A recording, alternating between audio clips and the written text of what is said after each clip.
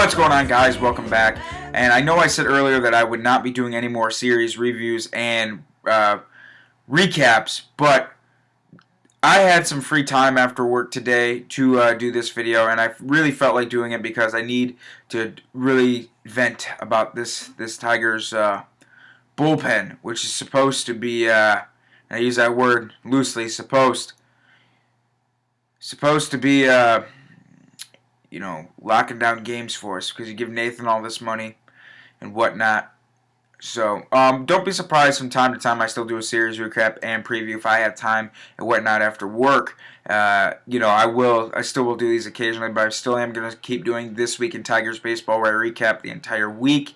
I think I still might have to do a couple of these recap and previews because the This Week in Tigers Baseball, the way I get to rambling on certain stuff, is going to take at least a half hour to 25 minutes for some of these series recap videos. So, yeah.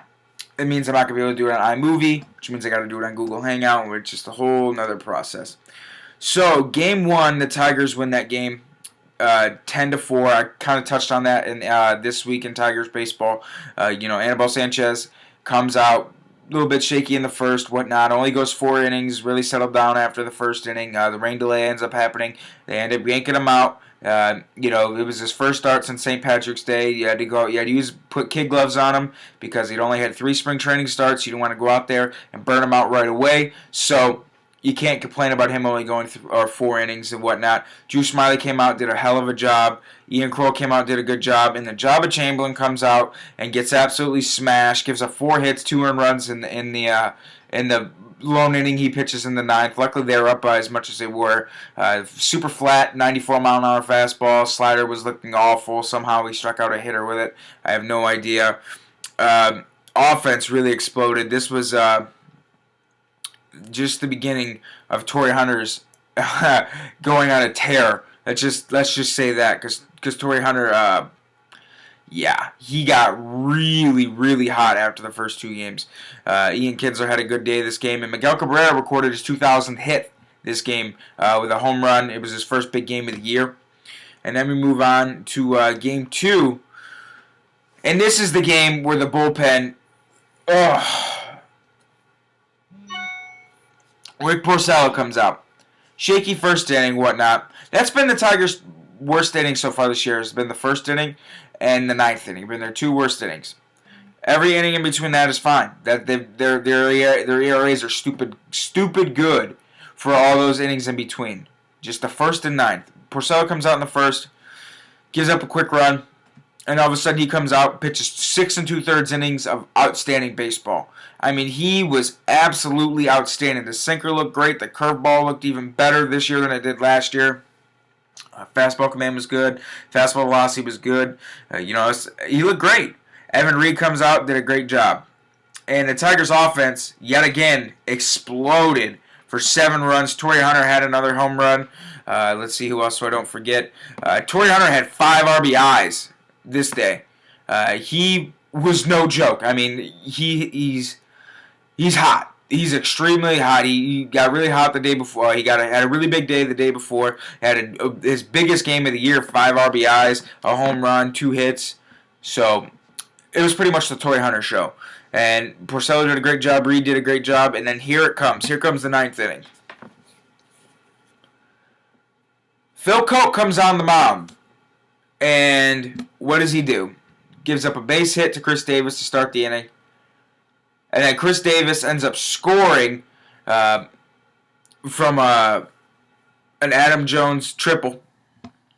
And the only run he gets is where Nick Markakis grounds out to shortstop to score Andrew Jones. 3-7, no big deal. 1 out in the 9th. Phil Coke struggling like always because he's terrible, and I don't know why he's even on this team.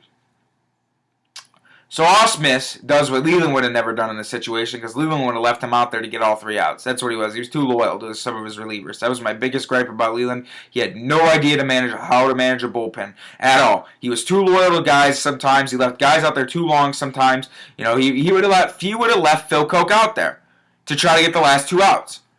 But Ausmus is like, nope, seen enough. Bring in Al Albuquerque. And Al Albuquerque hasn't looked bad until today. And so Al comes out, excuse me, Al comes out and he faces one batter, and the batter ends up getting a cheap pop-up hit.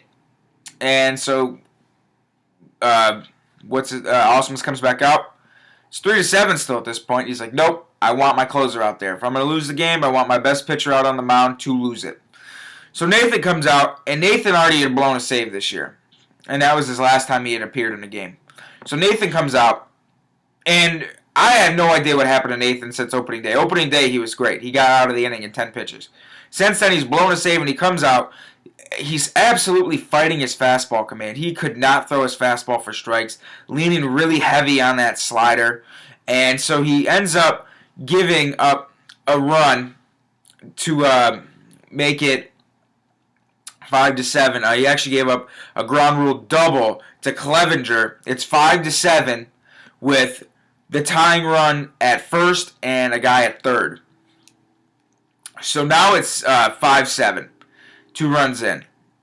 And Nathan, yet again, still fighting his fastball command, heavily relying on that slider. Strikes out, oh, wait a sec. He gives up another hit. And, this is what happened. A ball's hit to Alex Gonzalez, okay?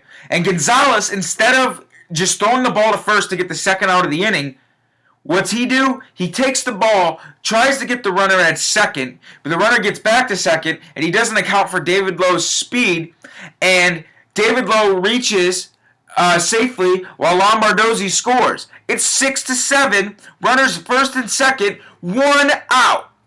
So in this inning, Phil Coke couldn't get the job done because he's awful. Al Albuquerque has some bad luck, so he has a cheap hit off him. And Joe Nathan can't throw strikes, and pretty much the Tigers almost blow this game. He gets Nelson Cruz to strike out with runners on first and second. And then, luckily, Chris Davis has terrible numbers against Joe Nathan. He gets Chris Davis to pop out. This bullpen is so goddamn awful. It's not even funny. I have been sitting here. Go back and watch my videos back in December when they signed Jabba Chamberlain. It was in December or January when they signed that fat-looking retard douche.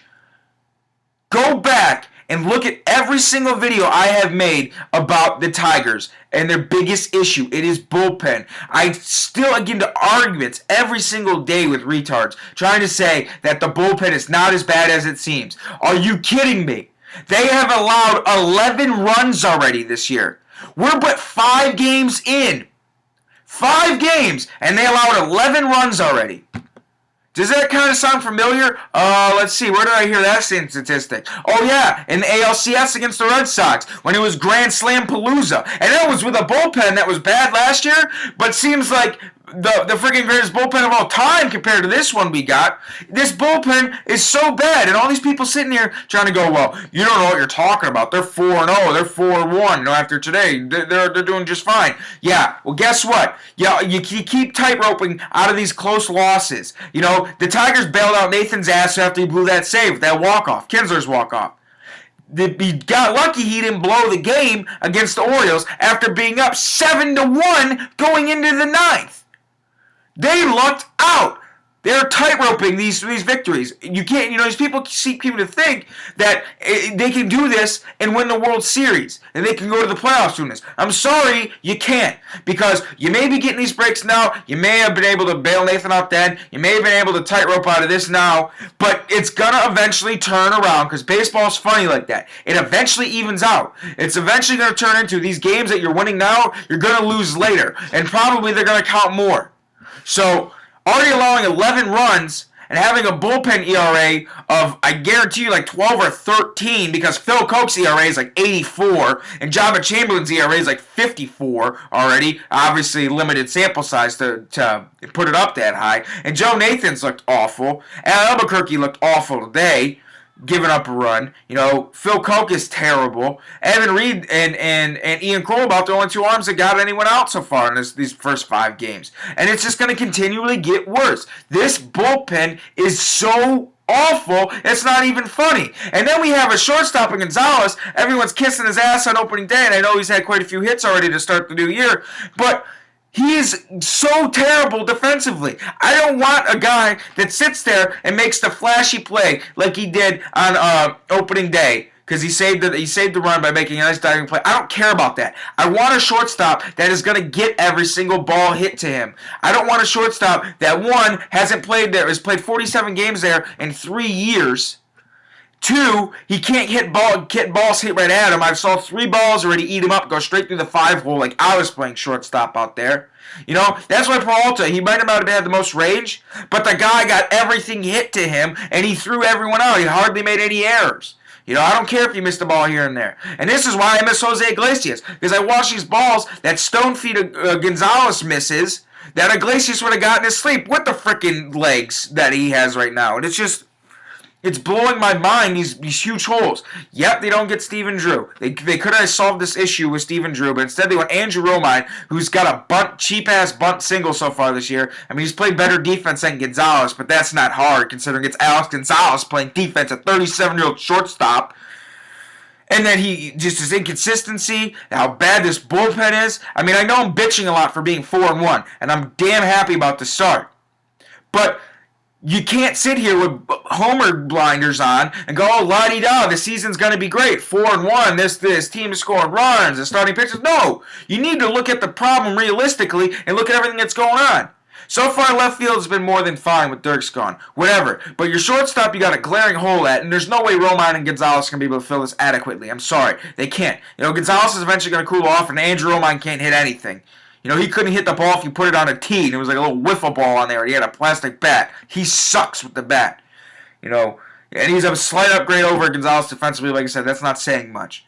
You know, that hole's bad, and then this bullpen. There's just no arms. You lose Rendon. Your Jabba Chamberlain is just already putting my fears to reality. Just every time I see him warm up, I mean, the way he got hit, everything was just getting tattooed. I mean, there was not one softball hit at anyone. They were just screaming line drives at the outfield. He was lucky to get caught. You know, the off-speed stuff's terrible. The fastball's flat. It's on a plane. You might as well put it on a tee because these guys are going to start squaring up. Phil Koch's awful. Nathan's looked awful, but I'm not that worried about him because, you know, that guy's closed games out for a long time. You know, he's going to be all right. He's just struggling a little bit with his command. And now Albuquerque's just... His bullpen's terrible. You know, we're 4-1 now. But like I said, there's a lot of underlying issues that I'm still concerned about. And you can tight Wapaka right now, and you might be able to win a few of these games here and there from what they've done. But it's going to catch up eventually. And you watch how many games. So today, not much to talk about. Verlander comes out, has his best start of the year to this point. Obviously, he's only had 2 starts, but he ends up going 8 innings, only striking out 3, walked 2, 2 earned runs. Basically, he comes out in the 8th. He comes out in the 8th inning. Nick Markakis hits him for a 1-out triple. And, or 1-out double, my mistake. No, it was a 1-out triple. And Nelson Cruz drives him in with a sacrifice fly, go up 2-1. And Albuquerque comes out and gives up a home run to Matt Wieters to make it 3-2 or 3-1. And he ends up striking out 2. So I can't, but while giving up 3 hits. So inconsistency from him. What does he do? Yesterday his stuff looked good, and then today, Mr. Jekyll and Hyde out there. So not much to say. Tigers' offense was pretty quiet. Torrey Hunter had yet another home run. His 3rd game straight with a home run and whatnot. So previewing this upcoming series, like I did in This Week in Tigers Baseball, Scherzer against Herron, Sanchez against Hyun-Jin Ryu for the quick 2-game set, and that'll be it.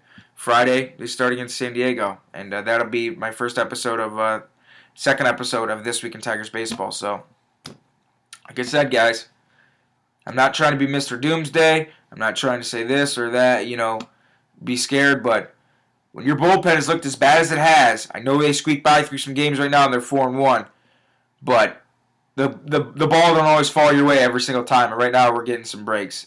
And eventually, it's going to fall the other way. And I'm just going to tell you I told you so. Have a good one, guys.